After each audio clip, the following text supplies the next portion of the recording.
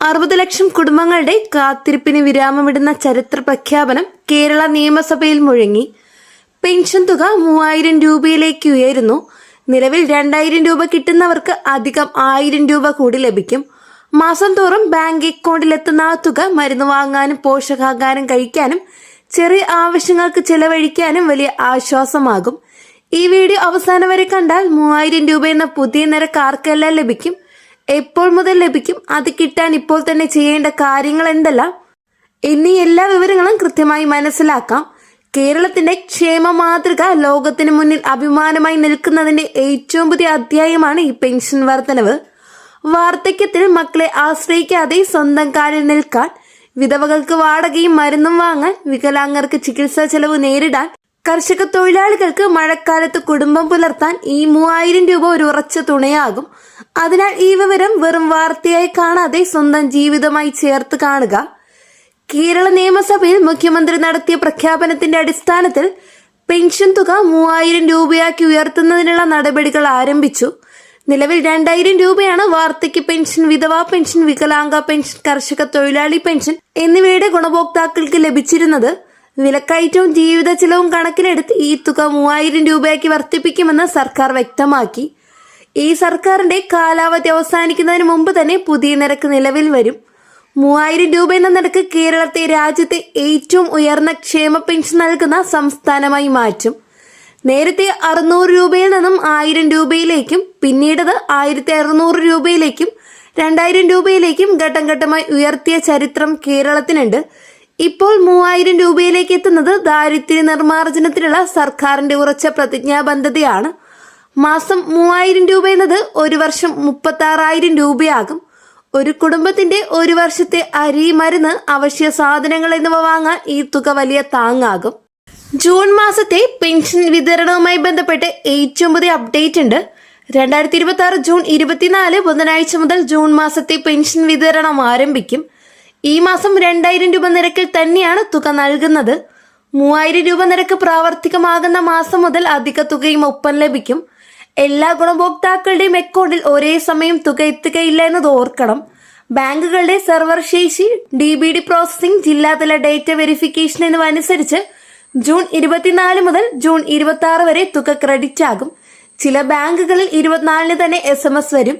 ചില ബാങ്കുകളിൽ 25-26 തീയതികളിൽ തുക കാണും. അതിനാൽ അക്ഷമ കാണിക്കരുത്. രജിസ്റ്റർ ചെയ്ത മൊബൈൽ നമ്പറിലേക്ക് SMS വരുന്നത് വരെ കാത്തിരിക്കുക. ഫോൺ പേ, ഗൂഗിൾ പേ, ബാങ്ക് ആപ്പ് എന്നിവയിൽ ബാലൻസ് പരിശോധിക്കുക. ATM മെഷീനിൽ മിനി സ്റ്റേറ്റ്മെന്റ് എടുക്കുക. സ്മാർട്ട് പോർട്ടലിൽ ആധാർ നമ്പർ കൊടുത്ത് ബെനിഫിഷ്യറി സ്റ്റാറ്റസ് പരിശോധിക്കുക. സ്റ്റേറ്റസിൽ പെയ്ഡ് എന്ന് കാണുകയാണെങ്കിൽ തുക അക്കൗണ്ടിൽ എത്തിയിട്ടുണ്ട്. പെൻഷൻ തുക 3000 രൂപയെ ഉയർത്തുന്നതിന് സംസ്ഥാന സർക്കാർ വലിയ സാമ്പത്തിക പ്രതിജ്ഞാബദ്ധത ഏറ്റെടുക്കുന്നു. 60 ലക്ഷത്തിലധികം ഗുണഭോക്താക്കൾക്ക് മാസം 1000 രൂപ വീതം അധികം നൽകുന്നതിന് പ്രതിമാസം 600 കോടി രൂപ, വാർഷികം 7200 കോടി രൂപയും അധികം വേണ്ടിവരും. ഈ വലിയ തുക സംസ്ഥാന ബജറ്റിൽ വകയിരുത്തുന്നതിനായി സർക്കാർ നികുതി വരുമാനം വർദ്ധിപ്പിക്കുന്നതിനും കേന്ദ്ര വിഹിതം കൃത്യമായി വാങ്ങുന്നതിനും സമാഹരിക്കുന്നതിനും നടപടികൾ സ്വീകരിക്കും. ഫണ്ട് ലഭ്യത അനുസരിച്ച് ആദ്യം വാർദ്ധക്യ പെൻഷൻ ഗുണഭോക്താക്കൾക്ക് 3000 രൂപ നൽകി പിന്നീട് വിധവാ പെൻഷൻ, വികലാംഗ പെൻഷൻ, കർഷക തൊഴിലാളി പെൻഷൻ എന്നീ വിഭാഗങ്ങളിലേക്ക് വ്യാപിപ്പിക്കുന്ന ഘട്ടം ഘട്ടമായുള്ള നടപ്പാക്കൽ രീതിയും പരിഗണിക്കുന്നു.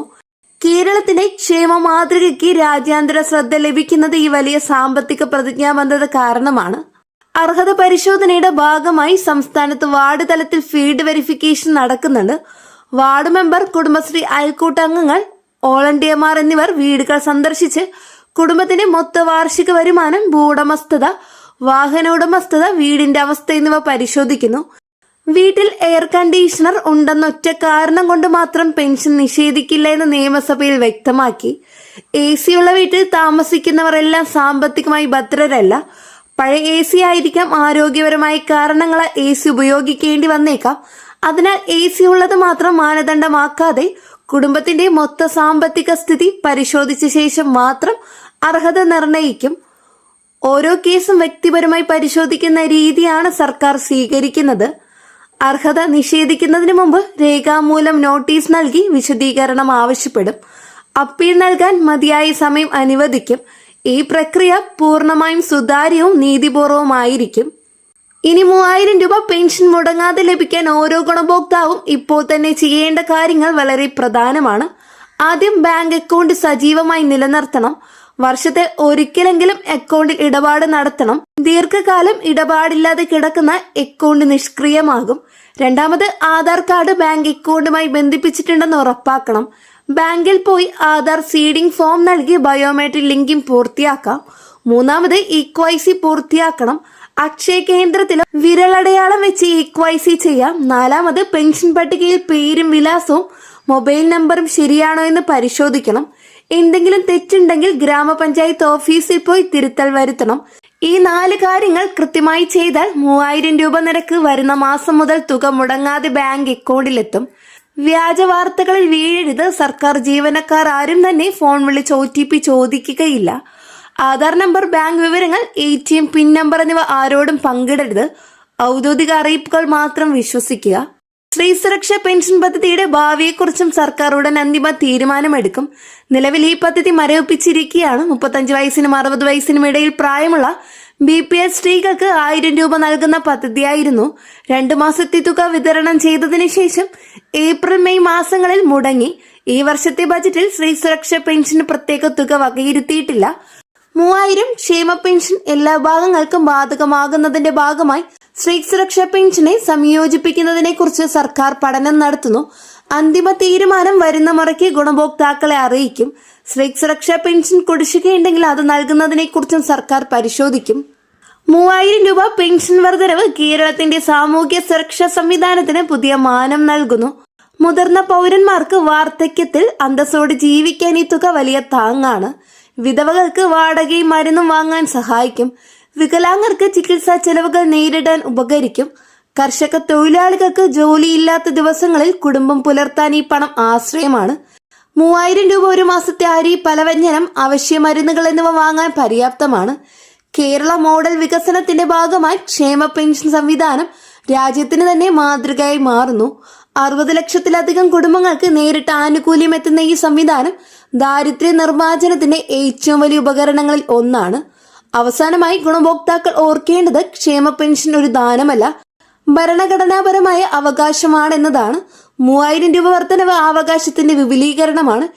ജൂൺ മാസത്തെ 2000 രൂപ പെൻഷൻ ജൂൺ 24 ബുധനാഴ്ച മുതൽ വിതരണം ആരംഭിക്കും. 3000 രൂപ നിരക്ക് പ്രാവർത്തികമാകുന്ന മാസം മുതൽ അധിക തുക കൃത്യമായി ലഭിക്കും. വ്യാജ വാർത്തകളിലും തട്ടിപ്പുകളിലും വീഴരുത്. സർക്കാർ ജീവനക്കാർ ആരും ഫോൺ വിളിച്ച് OTP ചോദിക്കുകയില്ല. കേരള സർക്കാരിന്റെ ഔദ്യോഗിക വെബ്സൈറ്റിലും ഇൻഫർമേഷൻ പബ്ലിക് റിലേഷൻസ് വകുപ്പിന്റെ അറിയിപ്പുകളിലും മാത്രം വിവരങ്ങൾ ലഭ്യമാണ്. എന്തെങ്കിലും സംശയങ്ങളുണ്ടെങ്കിൽ ഗ്രാമപഞ്ചായത്ത് ഓഫീസ്, മുനിസിപ്പാലിറ്റി ഓഫീസ്, സാമൂഹ്യനീതി വകുപ്പിന്റെ ജില്ലാ ഓഫീസ് എന്നിവയുമായി ബന്ധപ്പെടാം. കേസ്മാർട്ട് പോർട്ടലിലും സേവനതളം സാങ്കേതിക സഹായം നൽകും. 3000 രൂപ പെൻഷൻ വർധനവ് കേരളത്തിലെ ഓരോ പാവപ്പെട്ട കുടുംബത്തിന്റെയും ജീവിത നിലവാരം ഉയർത്തുന്നതിനുള്ള സർക്കാരിന്റെ ഉറച്ച പ്രതിജ്ഞയാണ്. ഈ വിവരം അറിയേണ്ട എല്ലാ ഗുണഭോക്താക്കളിലേക്കും എത്തിക്കാൻ വീഡിയോ ഷെയർ ചെയ്തെത്തിക്കാം. ഈ വീഡിയോ ഉപകാരപ്പെട്ടെങ്കിൽ ചാനൽ സബ്സ്ക്രൈബ് ചെയ്യാനും തൊട്ടടുത്ത് കാണുന്ന ബെല്ലൈക്കൺ അമർത്താനും മറക്കരുത്. നെക്സ്റ്റ് അപ്ഡേറ്റ്സുമായിട്ട് വീണ്ടും പുതിയൊരു വീഡിയോ കാണാം. എല്ലാവർക്കും നന്ദി, നമസ്കാരം.